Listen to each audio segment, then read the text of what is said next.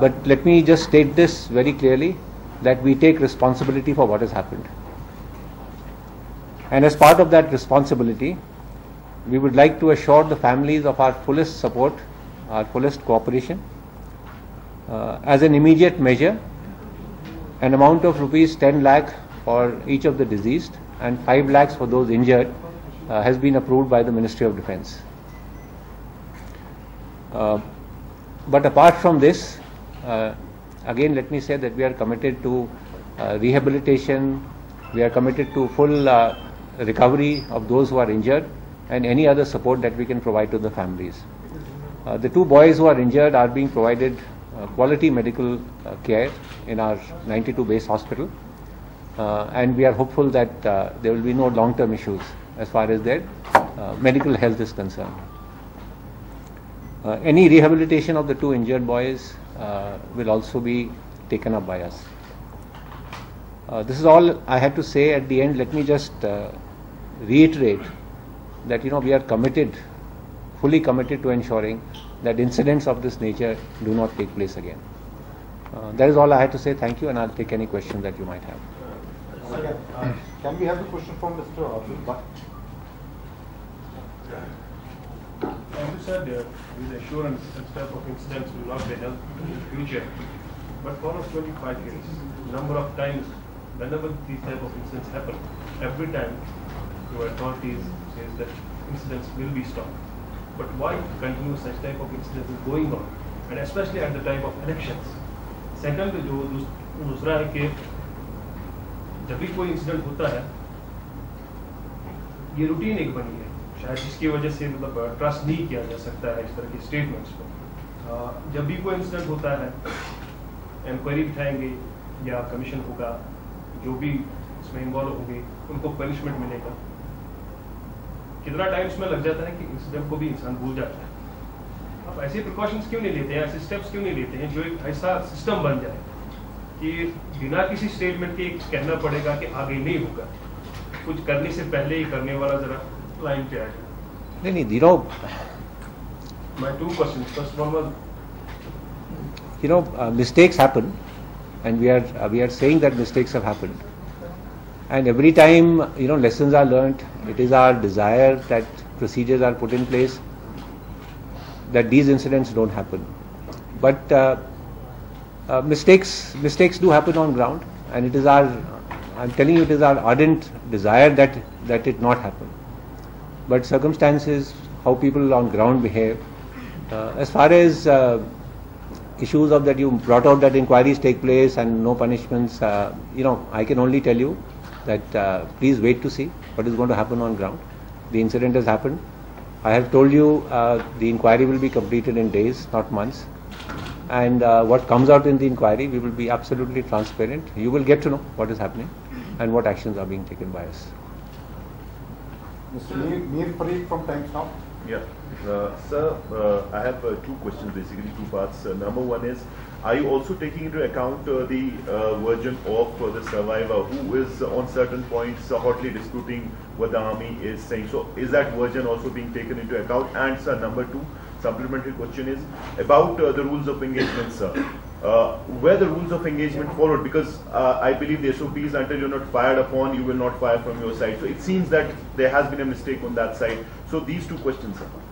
See, as far as the version of the boys who were travelling, the statements of the two who are injured have already been taken. We will take 15 other civilian witnesses who were in that area. We are going to take everyone's version, and there is not too much dispute, frankly, in what has already been admitted by the army, that we did fire, and that these boys got killed and injured as a result of our firing. And whatever comes out in the inquiry, and as far as the versions of the boys are concerned, they are eyewitnesses, frankly, so there is no way we can disregard their version. So that we will do. Right, sir. So second part was about the rules of engagement, sir. See, I'm saying that mistakes have been made.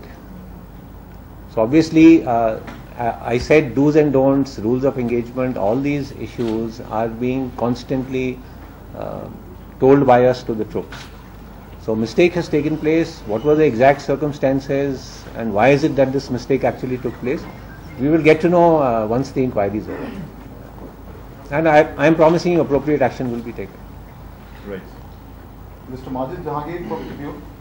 Sir, if in past there have been such incidents, if troops are this time found guilty of killing these civilians, would army allow civilian trial and not remove APSA?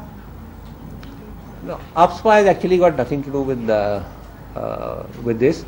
Let the investigation be completed. Action has to be taken if we find that rules of engagement have been violated. Action will be taken. Legal action will be taken. Sir, as you said, mistakes do happen, but the same Rashtriya Rifles company was involved in firing indiscriminately on digital army men. In that case, what is the progress? And in this case, the rule of engagement doesn't seem being followed by the Rashtriya Rifles men.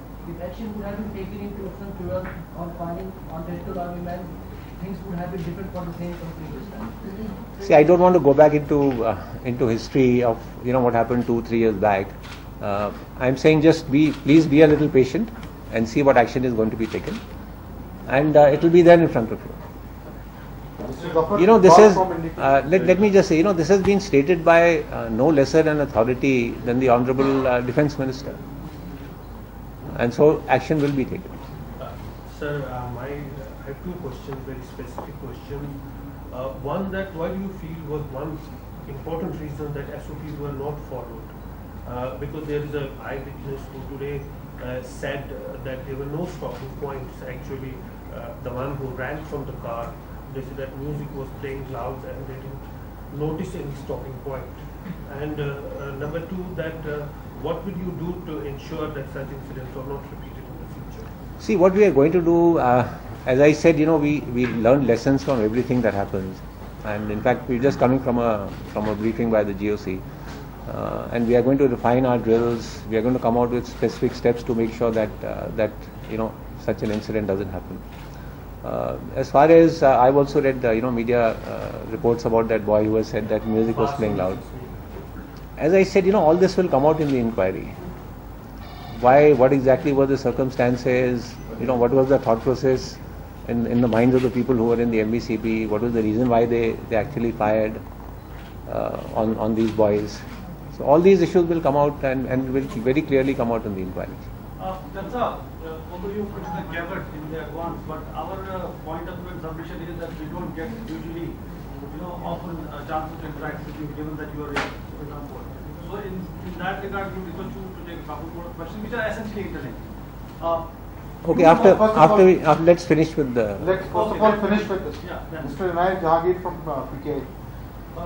What is the status of the unit involved in this firing? Are they still on ground or they have been withdrawn from the operations? No, the two COBs, one COB from where these MVCP boys moved out, and one more COB, they have been interchanged with another unit. So those troops of 53 Rashtriya Rifles have been moved out from there, and troops of 35 RR have come into that area. So effectively both have been, one has moved out of the valley or? Not moved out of the valley, relocated into another area. So both of them have been relocated? Yeah. Mr. Fayaz Bukhari from Daily Excelsior. So what led to this incident? How did it happen? There was some information about a white car in which some terrorists were traveling, and that is the reason why this MVCP was placed. And obviously a case of absolutely grossly mistaken identity has happened. But that is the background why the check post was actually established. Sir, I guess the question related to this in the Homer's office. Not surprising. One question, please. Sir, two things. One, when you say Army takes the responsibility for this incident, should we from this construe that partly the Army has agreed that this is an incident that has been, is the Army taking the blame for it? We right from day one, and the GO Corps commanders here, and we have said that the Army has fired. We have said, we have not tried to cook up some long story about this. We have admitted that we have fired, I am admitting to you today, and I am saying that mistakes have been made. Otherwise, why should two young boys, have died and two are in our hospital? So we take responsibility for it. As I said, the inquiry will determine the exact circumstances of how this mistake has taken place.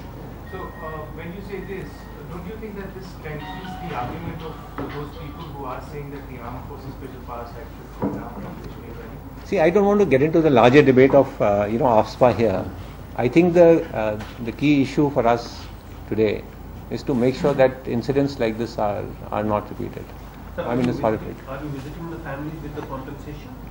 No, I'm not personally visiting. The Corps Commander will, at a time which is appropriate, will.